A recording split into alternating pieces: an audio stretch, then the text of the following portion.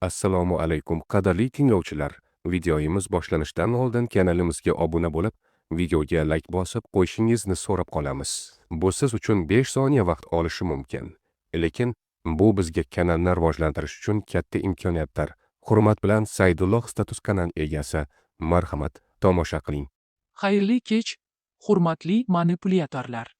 Kanalimga kelgan va ko'pchilik so'ragan manipulyatsiya nima deb savol beruvchilarga shu postni tayyorladim. Qolaversa, bu haqda ma'lumotga ega odamlar uchun kerakli bir qancha maslahatlarni yozishga harakat qildim. Manipulyatsiya ishontirish san'ati bo'lib, uni ham yaxshi, ham yomon maqsadlarda ishlatish mumkin. Manipulyatsiya qurboni bo'lmaslik uchun qanday usullarni o'rgansa, maqsadga muvofiq bo'ladi. Quyida ulardan ba'zilarini keltirib o'taman. Birinchisi, noto'g'ri ma'lumot. Manipulyatorlar noto'g'ri ma'lumot berishi yoki faktlarni atayin xato aytishi mumkin. Ehtiyot bo'ling va manbalaringizni yaxshilab tekshiring. Ikkinchisi, ishontirish. Bunday manipulyatorlar sizning voqelikni idrok etishingizga putur yetkazadigan va siz adashayotganingizga ishontiradigan usul. O'z instinktlaringizga va tajribangizga ishoning. Uchinchisi, tuyg'ulardan foydalanish. Manipulyatorlar sizni his-tuyg'ularingiz orqali boshqarishi mumkin.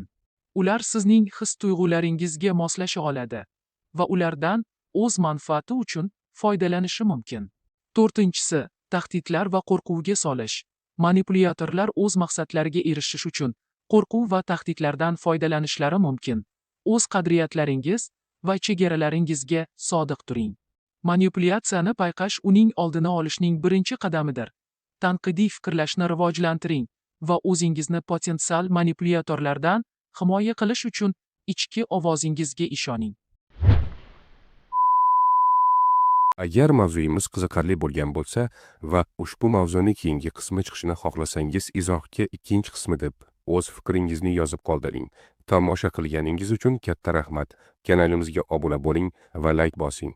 Keyingi videolarimiz chiqqanda birinchilardan bo'lib tomosha qilish uchun qo'ng'iroqchani bosishni unutmang. Bu mavzuga qiziqadigan tanishlaringizga ham yuborib qo'ying. Sizlar bilan Saidulloh status kanali bo'ldi. Keyingi videolarimizda ko'rishguncha sog' salomat bo'ling.